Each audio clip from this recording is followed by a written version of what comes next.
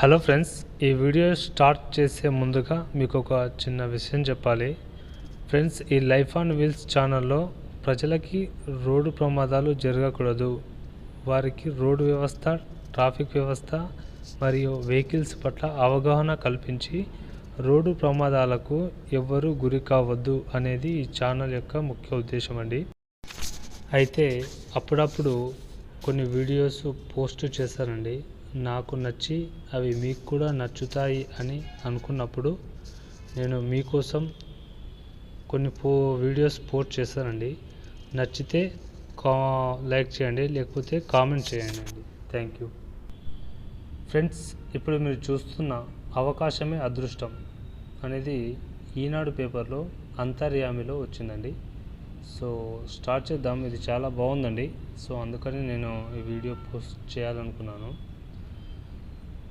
మనం కోరుకున్నప్పుడు పౌర్ణమి రాదు, ఇష్టపడ్డప్పుడు వసంతము రాదు, చూడాలనుకున్నప్పుడు ఇంద్రధనుస్సు కనిపించదు, ఆశించినప్పుడు ఆత్మీయులు మనకు దొరకరు.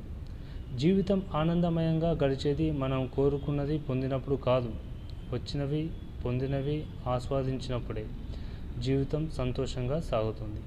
అలాగే చేతికందిన ప్రతి అవకాశాన్ని ఉపయోగించుకున్నప్పుడే కోరుకున్న గమ్యానికి చేరువవుతాం. అవకాశాలు తమంతట తాముగా మన చింత చేరవు. వాటి కోసం అన్వేషించాలి, తప్పించాలి, శ్రమించాలి.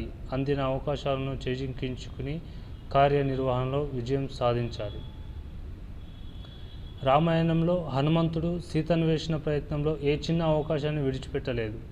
ఎన్నో రకాల పరీక్షలను, అడ్డంకులను అధిగమించి చివరికి సీతమ్మ జాడ తెలుసుకున్నాడు, రామకార్యాన్ని పూర్తి చేశాడు. అలాగే ఉడత సైతం తన వంతు సాయం చేసింది. వచ్చిన అవకాశాన్ని సద్వినియోగం చేసుకుని రాముడి ప్రేమను పొందింది, చరిత్రలో నిలిచిపోయింది.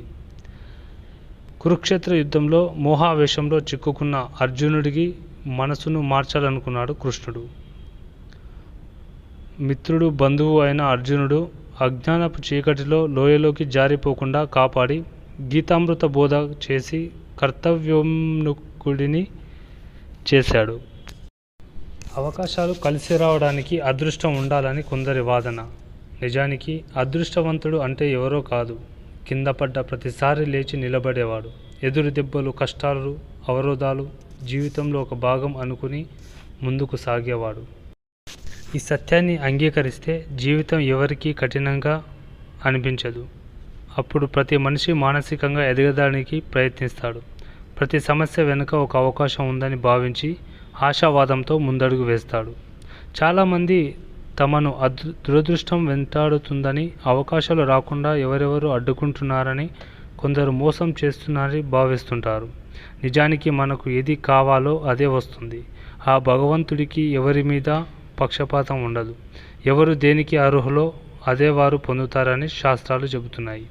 ఇక్కడ ఎవరు దేనికి అర్హులో అదే వారు పొందుతారు శాస్త్రాలు చెబుతున్నాయి అనేది. అర్హులు అంటే నాలెడ్జ్ అండి. ఇక్కడ నాలెడ్జ్ ఎవరు ఎంత పెంచుకుంటే వాళ్ళకు ఆ నాలెడ్జ్ ప్రకారము అవకాశాలు వస్తాయి. నెక్స్ట్, భగవంతుడి పూజ తర్వాత పువ్వు, పండు ఇలా ఏదైనా భక్తితో, కృతజ్ఞతతో స్వీకరిస్తాం. అలాగే ఈ జీవితంలో లభించిన ఎలాంటి అవకాశమైనా భగవత్ ప్రసాదంగా భావించి స్వీకరించాలి. స్వశక్తితో ఇతరులను ఒప్పించి వచ్చిన అవకాశాన్ని అదృష్టంగా భావించి అనుకున్న లక్ష్యాలను చేరడానికి ప్రయత్నించాలి. ఉత్తమ కార్యాలు చేస్తూ ఉదత్త వ్యూహంతో ముందుకు సాగితే ఆ మనిషి తప్పక దైవశక్తి తోడవుతుంది. అప్పుడు అవకాశాలు వాటంతట అవే వెతుక్కుంటూ వస్తాయి. చేతికందిన అవకాశాలను స్వార్థ ప్రయోజనాలకు కాకుండా సమాజ శ్రేయస్సు కోసం ప్రతి ఒక్కరూ ఉపయోగించాలి. దానం, పరోపకారం, సమాజ సేవ నిర్వహించే అవకాశాలు వచ్చినప్పుడు వాటిని దైవ కార్యాలుగా భావించి నెరవేర్చేందుకు ప్రయత్నించాలి.